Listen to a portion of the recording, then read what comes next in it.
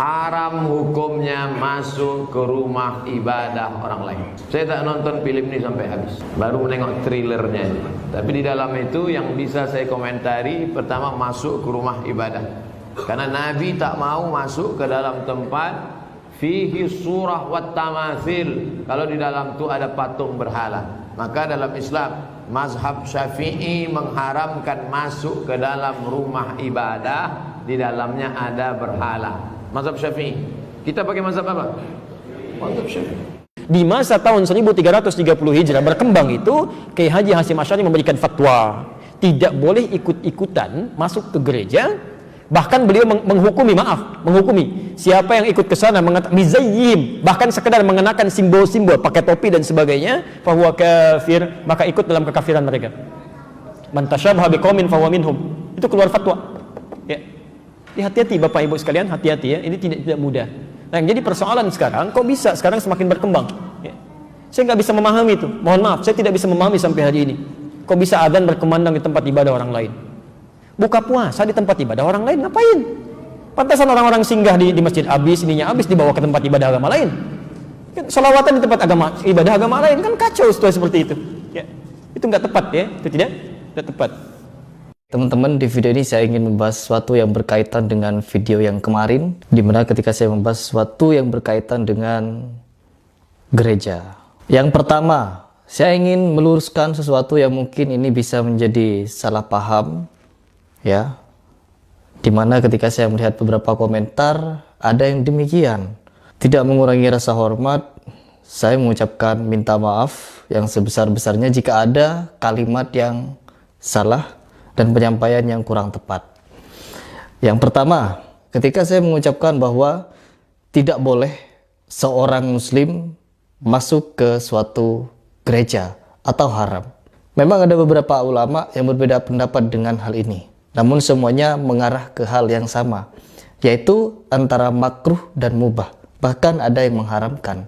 Contohnya seperti Imam Asy-Syafi'i. Ini ada beberapa alasan. Yaitu yang pertama, kalau kita masuk gereja untuk menjelekkan ibadah mereka, terus kita merusak fasilitas gereja, itu haram. Ya. Namun kalau kita masuk ke gereja, ya, hanya untuk masuk saja, tanpa ada tujuan yang jelek, hanya masuk, maka itu boleh. Sekedar masuk, melihat-lihat, habis itu keluar, ya itu boleh. Balik berikutnya, kalau kita diundang ke gereja, ya, terus diminta untuk mengikuti ibadah mereka, terus diminta untuk menghafal nyanyian mereka dan lain sebagainya, yang itu bersifat peribadatan mereka atau perayaan mereka, itu haram. Nggak boleh. Ya, itu namanya toleransi. Kita tidak boleh mengganggu mereka, begitupun sebaliknya, mereka tidak boleh mengganggu kita atau memaksa kita harus ke sana. Ini juga berkaitan dengan kemarin, karena apa? Di video kemarin, yaitu Gus Miftah masuk ke gereja dengan beberapa perkara, di mana beliau di sana mengucapkan sesuatu, yaitu salam kepada orang non-muslim. Itu hukumnya haram, tidak boleh. Ya, jadi di sini di konteks video ini saya mengingatkan kepada beliau. Lalu setelah itu, saya juga membahas, yaitu tentang berhala. Ya. Apa itu berhala? Berhala itu adalah sesuatu yang disembah, baik itu berupa patung. Ya. Saya tahu karena saya punya murid juga non-muslim dan saya juga punya banyak teman non-muslim. Mereka mengatakan bahwa di gereja itu mereka bukan menyembah patung. Mereka bukan menyembah salib. Melainkan salib itu, patung itu hanyalah perantara agar mereka bisa menghubungkan dirinya dengan Tuhan mereka. Seperti itu. Apakah dalam konteks ini salib merupakan sembahan berhala atau tanpa mengurangi pengertian kita selama ini bahwa salib adalah simbol kekristenan saat ini? Mohon penjelasan. Salib itu bukan berhala sepanjang salibnya tidak disembah. Ya. Patung juga itu bukan berhala sepanjang patungnya tidak disembah. Kalau semua patung itu patung berhala, ya. Semua patung adalah berhala. Ya, patung Monas itu berhala, tebanglah. Ya, kan tidak. Jadi, patung tidak merupakan berhala sepanjang tidak disembah. Maka salib pun itu bukan berhala sepanjang salib tidak disembah. Kalau salibnya disembah, ya jadi berhala. Berbeda halnya dengan sejarah yang saya ceritakan, yaitu di kisah Rasulullah. Di mana ketika Rasulullah dulu 1500 tahun yang lalu, beliau tidak ingin masuk ke rumah ibadah orang kafir karena di situ ada berhala dan lain sebagainya. Itu adalah saya menceritakan dulu, ya. Karena memang dulu orang-orang dulu itu menyembah berhala, ya, menyembah berhala. Berbeda dengan orang Kristen yang menyatakan bahwa yang mereka sembah itu bukan berhala. Dalam konteks ini, kita masuk ke dalam gereja, meskipun ada patung dan salib, patung itu hanyalah suatu perantara agar mereka itu bisa menghubungkan langsung dengan Tuhan mereka. Oke, di konteks ini, yang menjadi larangan adalah ketika kita masuk ke suatu tempat beribadah, yaitu mengucapkan salam dan memberikan pujian, apalagi kita mengakui bahwa agama selain Islam itu benar, maka itu yang tidak boleh, ya. Begitupun demikian, agama lain juga tidak mengakui bahwa Islam ini benar. Kita sama-sama mengakui agama kita adalah paling benar. Cukuplah di situ. Kita saling mengakui bahwa agama kita benar dan tidak usah saling mengganggu. Itu adalah toleransi. Dan toleransi yang diajari oleh Rasulullah, bagaimana kalau kita tidak boleh mengganggu mereka? Tidak boleh masuk ke dalam acara mereka, perayaan mereka, peribadatan mereka.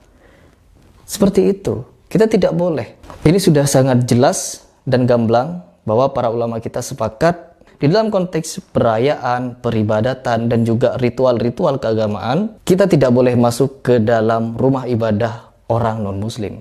Jadi pada dasarnya di konteks ini yang saya jelaskan adalah pada zaman Rasulullah dulu. Dan di zaman sekarang konteks yang dilakukan oleh Gus Miftah ini adalah dia masuk ke dalam rumah ibadah orang non-muslim dan mengucapkan salam di sana.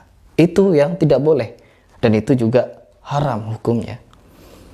Oke, mungkin ada beberapa video yang bisa menjelaskan hal ini.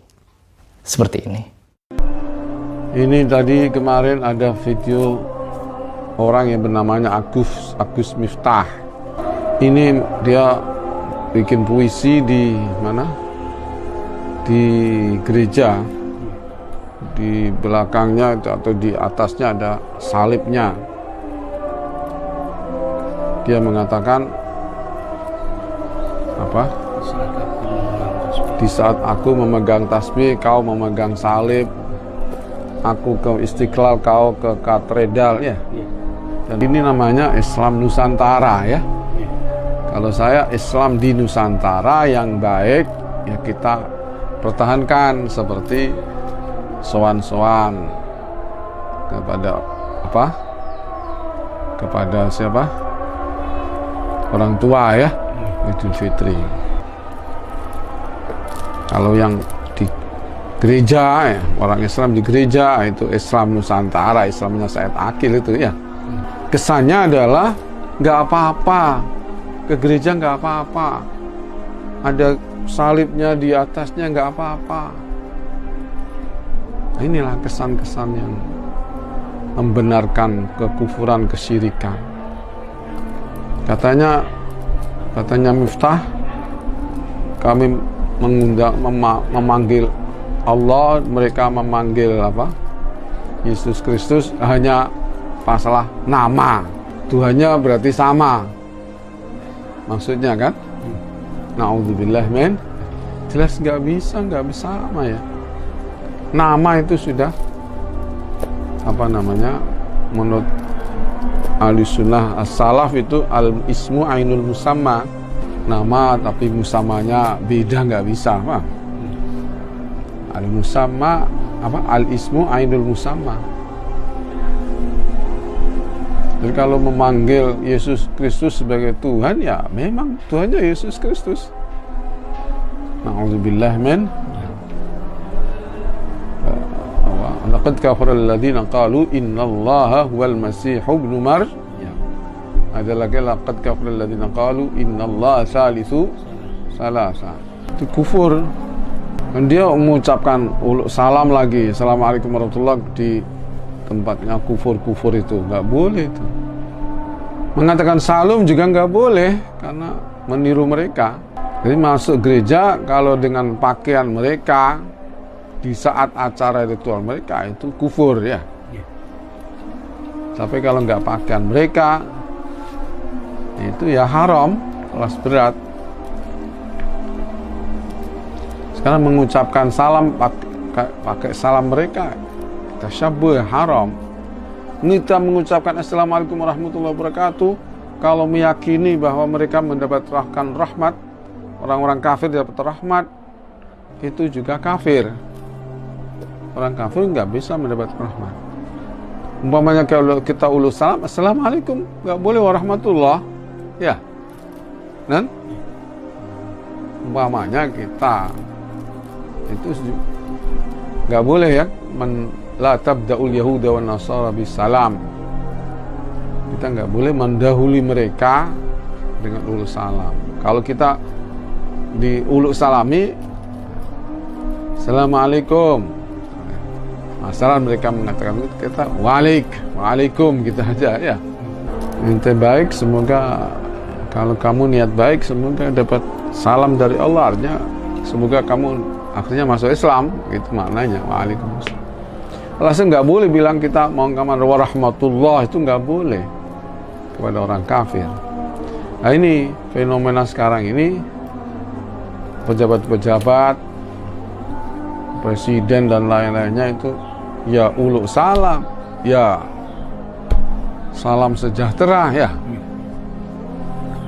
Dan apalagi salamnya orang Hindu Buddha itu saya nggak bisa menirukannya. Ini nggak boleh itu. Dan tasyabuh dengan mereka, kalau bangga itu kufur. Nah, kalau membanggakan tasyabuh dengan itu, menghalalkan dan menghayati tasyabuh itu halal, itu bisa kufur. Na'udzubillah min dzalik. Maka hati-hatilah, mari kita pegang erat agama kita. Mari kita tolak itu Islam Nusantara yang dipelopori pertama oleh Gus Dur tapi diaku oleh Said Akil ya, biar dapat uang banyak. Mengaku dia perintisnya Islam Nusantara. Nah, padahal sebetulnya ya Gus Dur itu yang mulai ada Islam Nusantara itu. Ada doa bersama dan seterusnya. Dia juga biasa ke gereja itu, Gus Dur itu kan. Jumat lilin di Yerusalem udah biasa, na'udzubillah. Jadi ini marilah kita tolak itu dan kita kutuk itu pegiat-pegiat Islam Nusantara itu. Kita adalah Islam Ahlus Sunnah wal Jamaah Aswaja. Kita tidak ikut campur dengan keburukan-keburukan NU sekarang. Nggak tahu, kita serahkan. Kita sendiri tidak ikut membuat NU ya. Kita tidak ikut merintis tidak ikut yang mendirikan NU, bukan. Entah gimana, saya nggak tahu. Kita hanya mendirikan pondok pesantren, meneruskan orang-orang tua kita. Mari kita selamatkan akidah kita, selamatkan santri kita yang mau, yang nggak fanatik NU, kita selamatkan. Yang fanatik udah bukan santri saya, bukan santri saya sama sekali, nggak ada hubungan dengan saya dunia akhirat. Assalamualaikum warahmatullahi wabarakatuh.